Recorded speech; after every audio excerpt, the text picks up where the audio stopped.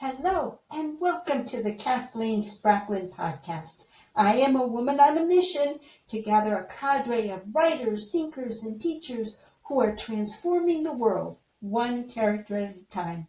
But I'm still in the world of Zettelkasten. Who knows for how long, maybe another month or so. At this moment, I'm talking about networks, how links in your Zettelkasten create a network. Yesterday, we saw the need for a link when we were placing a card into the Zettelkasten, and we noted that the card had two potential parent cards already in existence in the network. We picked the one that was the most appropriate for that card. It became the parent, and we gave the card the number, the effortless number that came from the parent. However, we did notice that another card could quite validly be the parent, and if the more perfect card were not already in the Zettelkasten, that one would have been a fine parent. So today we're going to talk about, well, what do you do then when two cards could be the parent? I threw out the word, and I've thrown it out twice now, very recently, and I have not explained for some time what a link is and how you create a link. So that's what we're going to talk about today. And it's very interesting ideas. And if you come on over to my down-facing camera, I'll show you exactly what I mean. Okay, here we are with the card that we were working with yesterday. It came from Daniel Siegel's book, The Developing Mind. And the point that we pulled from the bib card was that emotions are communicated primarily through nonverbal behavior. And yesterday we were making the point that it is only the idea that comes across into the Zettelkasten onto a main card, and we left the facts that supported this conclusion behind on the bib card, knowing that if we were actually going to put this into some kind of an academic publication, or really any kind of publication where we wanted to be precise about our supporting conclusions, we could go right back to this bib card quite easily by this address and pull all the facts out when we needed that level of precision. But for thinking, for reasoning, for growing our intelligence, we don't need those factoids. Several of them will come to mind just naturally, and that will be plenty to support thinking about this concept.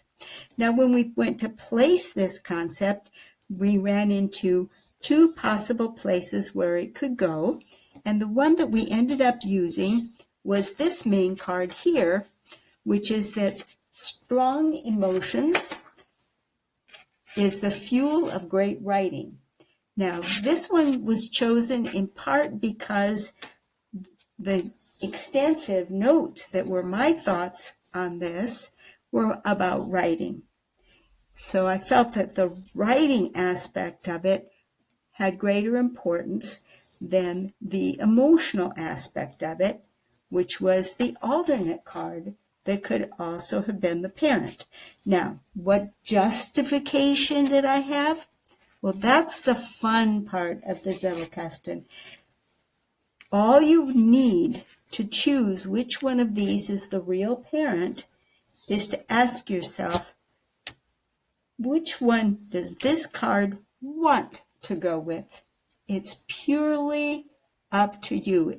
Let it go ahead and be feelings, because you're going to be aware of both of these. But the question is, where are you likely to want to expand it more? Where are you likely to take it up again going forward? So that is subjective. It's totally subjective. So don't be looking outside yourself to answer that question of which one would you prefer to put it with? And that is really all the support and the requirement that you need. So since we chose this one, our natural desire would have been to make it 2A coming off this card. However, 2A was already busy. There was already a card in the system that was 2A. So this one had to follow it and be 2B. But now an entire subtree could grow up here, pushing this card further and further back. So to prevent that from happening, we create a directory card, which ensures that this parent card, Strong Emotions of the Fuel of Great Writing, will be equally aware of both of the child cards that chose it for a parent. Now, let's take a look at the alternate card that could have been the parent. All right, now, if our new card had wanted to be the child of this card, you might think it would be 4B1A using effortless numbering. However, both 4B1A and 4B1B were already taken. So if this card had chosen to go after this one, it would have been 4B1C. But we didn't. This is now an alternate parent for this card. The 4B1 is sort of like a foster parent, if you will, or probably more like an auntie. I don't want to get too familiar here and invent a bunch of terms that don't have any meaning. This is an alternate parent for the card, and so we want to show that this card in with the directory card here to indicate that it really can equally belong in this with all of these other two cards. However, we can't just put one letter down here because it's way off in another area. So instead we list the entire address. And of course, I made a mess of it and had to use whiteout, but oh well, that's just me. I live with that.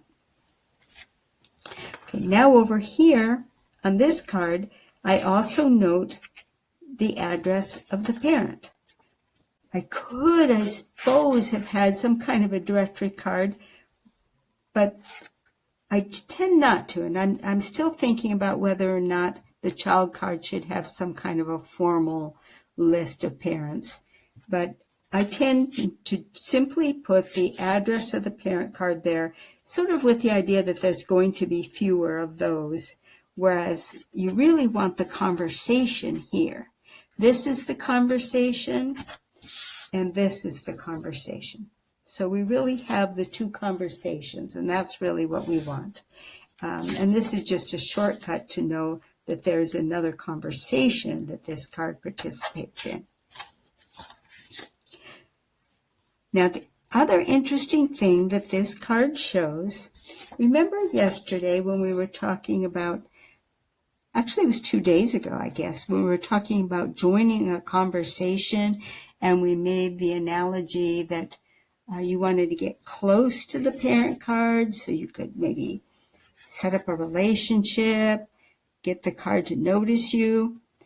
Here would have been a good case to see how far back this card would have come in this line, because look, all of these cards come out of this subtree, and it would have been way back here.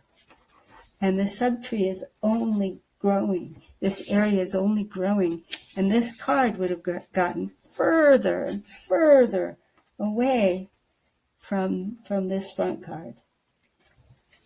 And it's that physical distance in the Zettelkasten that makes people feel that when they put a new card in that, oh no, I want to sneak it in up here because I want it to be close to this card.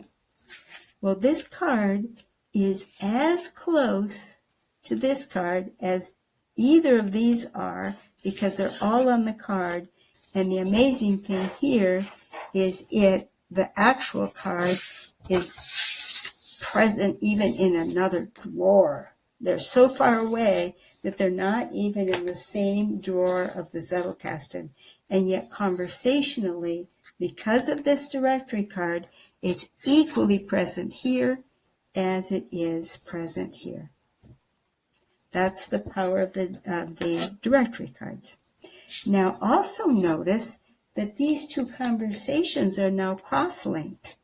We're starting to get a network going. And there's something else that's really, really interesting that came out of indexing this card. And I made a note here. This came out later as I was noting this word non-verbally. Well, non-verbally isn't a word that I use very often, so it went on my general N index. And there on my general index was this card talking about how mirror neurons are kind of the mechanism by which these nonverbal emotions are communicated from one person to another. I didn't have time tonight to track this whole thing down and actually probably create another link like this one, because now we have the really, really interesting situation that we have 3 different conversations that this one card could quite validly be part of. And that is so exciting, because these cross links now tie all of this research into this. And likewise, all of the avenue on mirror neurons and how empathy grows is in another area that I don't have time to extend tonight, but we'll probably create another stack like this, where the same card will again be showing up on yet one more conversation. This is the interlinking that happens in a Zettelkasten. And it's part of why Zettelkasten work with a Zettelkasten can be so fruitful, because you have this little group of cards here, and by virtue of this link, now you can say, wow, how much does all of this contribute? And it's that cross-linking that's so, so powerful. And in fact, my book, Writing with Emotions, and my 35-week course on YouTube, Reawaken the Dream of Writing for the Writer Moms, came about entirely through this kind of cross-linking. In my case, it was cross-linking a number of challenges that my niece was facing, trying to write in a tiny time slots, and how do you make that time productive when you only have a sliver of time in which to write, was cross-linked with my experience when I was working as a statistician for a psychology researcher and learned about how emotions could be encoded and turned into data, which cross-linked into some interesting information that I was reading about the character traits and virtues. And the whole thing gelled, just like this kind of a thing. Card sets started merging, and out of it, I was able to recognize that through a study of virtue-vice, that whole virtue-vice continuum that is a character trait, and the struggles that were represented in that continuum of vice to virtue, could actually be a mechanism of encoding emotions quite effectively, and I proved it out, that could be used to capture emotions on a single file card, so that someone who only had a little sliver of time could note on one of these file cards what the emotional state of their story was, come back to it after a break in time, and just looking at the card, be back in the emotions of their story, without having to read page after page of the most recent things that, oh yeah, that's where I left them. You could encode it, basically using the mechanisms that psychology researchers to encode human interaction. So that is the kind of linkage that you get, and then you end up with a book like this, where on the back cover, I've got Quentin Payne has given me a very nice testimonial on the back cover, and he told me that he has read just about every book on writing ever published. And he said, there's nothing like this. And it came out of Zettelkasten. It came out of working with different problems and discovering that, they're cross-linked.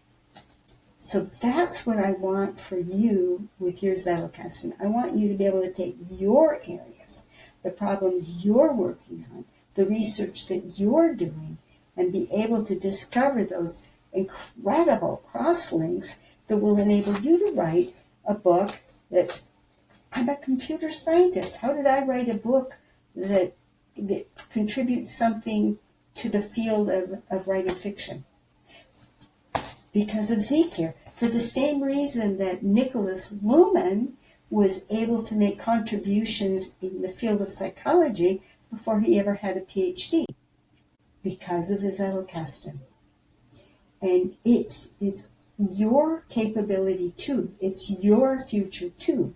That's the whole point. And that's the reason why I'm so excited about sharing the Zettelkasten with you, so that your work can give all that you can give to the world.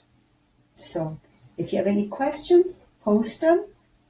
As long as you guys are asking questions, as long as I'm getting the feedback that this is helping, I will continue with the Zettelkasten. So you get to tell me whether I go on. Thank you. Bye-bye.